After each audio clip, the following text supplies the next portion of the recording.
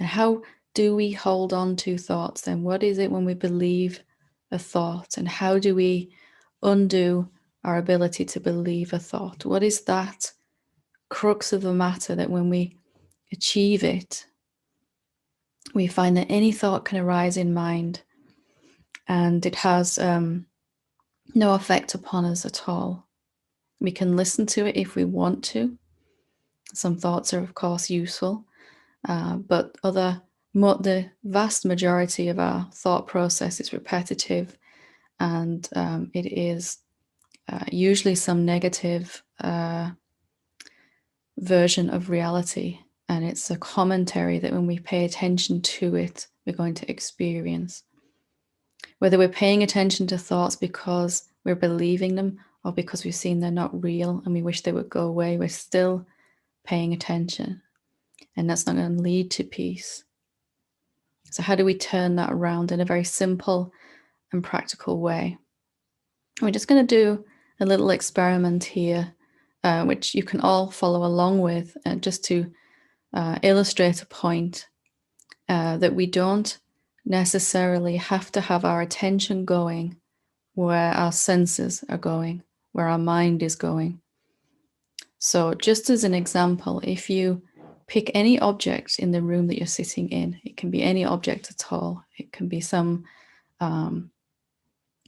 completely insentient thing, and let your eyes rest upon it. It doesn't matter what it is, but as your eyes rest upon that object, you can at the same time, without moving your eyes away from the object. So I'm looking at a cushion now on my sofa, and as I look at my cushion, I can become aware of the space around the cushion, around the sofa. I can become aware of the space that the sofa and the cushion are appearing in. So let's just practice this now without taking your eyes off of something, not trying hard, just let your gaze rest on an object. You can, at the same time, notice that your attention can notice. You could be looking at the cushion or whatever it is and be aware of the space around it. And this is something that most of us haven't really learnt that it's even possible to do, that I can let my senses focus upon an object, and at the same time my attention can be aware of the formlessness, the spaciousness around and inside that object, that I can kind of allow my attention to relax and not pay attention to any particular thing. That these two things are actually different, that what my eyes are looking at and what I am focused upon can be very, very different. So let's just prove that to ourselves one more time. Pick a different object.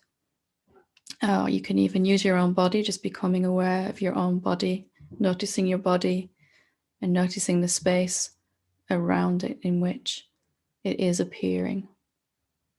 And as you practice this, it gets easier and easier and more obvious that this is some faculty that we've always had. We just haven't really perhaps known it was there. We haven't really noticed.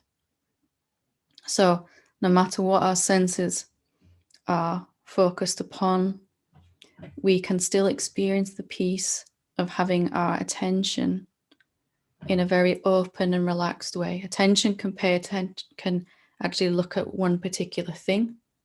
So it can really zoom into that object and pay attention to it. Or attention can open up and be aware, not paying attention to anything.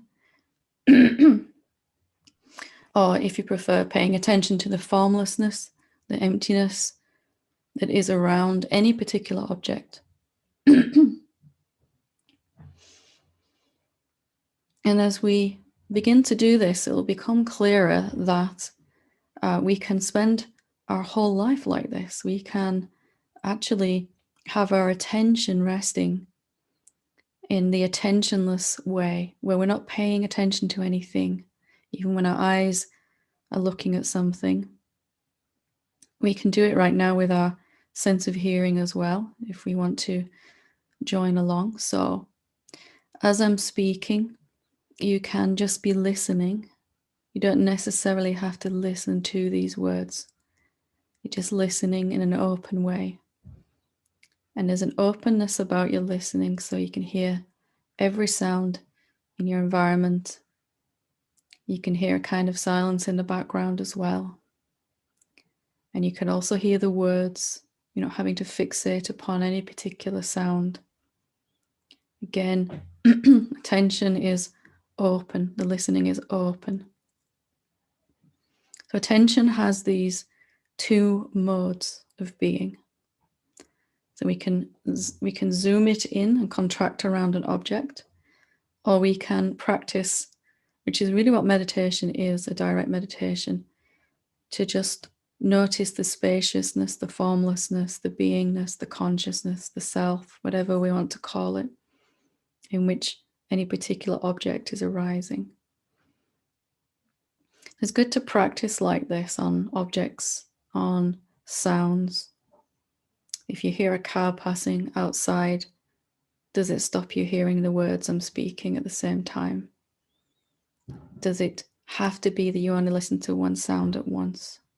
Or is there a much more open way, an attentionless way, where you're not zoning in on one thing? Because that is really what causes suffering. When we only remember how to zoom in like this.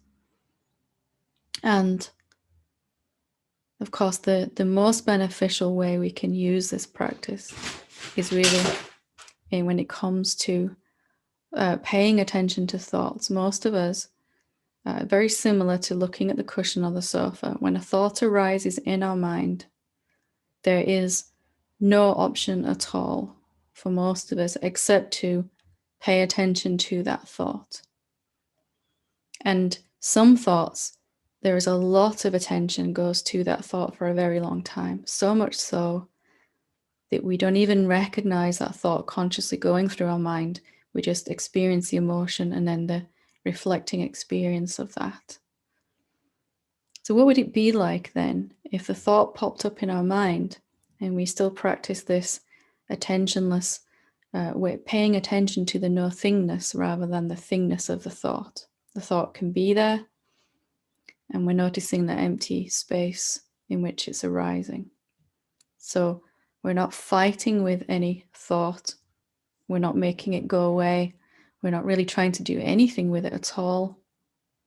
We're just recognizing that we have a choice in that moment, whether to really look at that thought and then we'll experience that thought, or whether to let the thought be there and practice opening our attention outwards or into this very open way.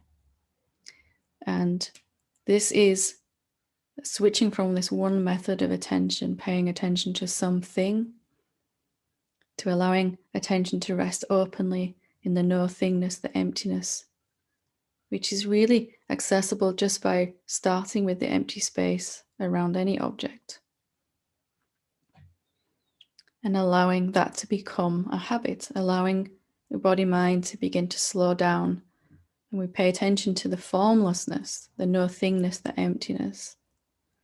We begin to relax, we begin to feel calmer, we begin to feel quieter. And perhaps most importantly, when we're paying attention to no-thingness, to awareness, whatever we're calling it, the self, we cannot be paying attention to that thought at the same time. Attention has two modes, either contracts around something or it opens up. And it cannot do both at the same time.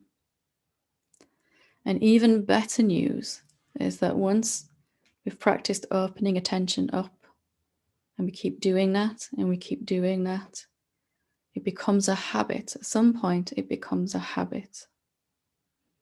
And just by doing this simple thing over and over again, there comes a point where, probably without even noticing it's happened, you find that you cannot contract around an object.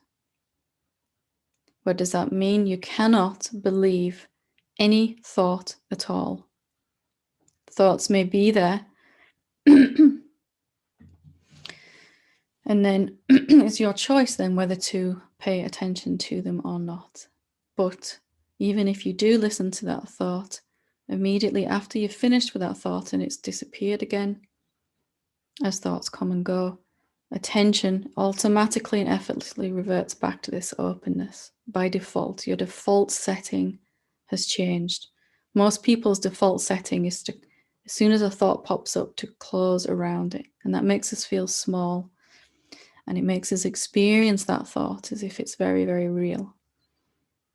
So could awakening then, could self-realization, could effortless awareness of awareness constantly be simply this? Could it simply be that we have practiced and trained ourselves to separate attention from what our senses are perceiving and separating attention from what our mind is thinking and what our body is feeling, and that has just become a habit. And like with any habit, it takes a little reminding and remembering at first, but like any habit, it becomes habitual, automatic, and effortless eventually, after a much shorter time than you would imagine. Because really the only objects that really give us trouble is our thoughts, when we believe our thoughts, not even our thoughts, but believing those thoughts. The simple habit of attention automatically going to and contracting around this thought. That really is belief. That's the believing process right there. And if you've trained your attention to stay open, no matter what thought arises, there's no capacity for you to automatically believe a thought. And as that settles in, you're in effortless, constant peace, which deepens into love, and that deepens into joy. And then clarity and compassion and all the usual things that we would associate with awakening.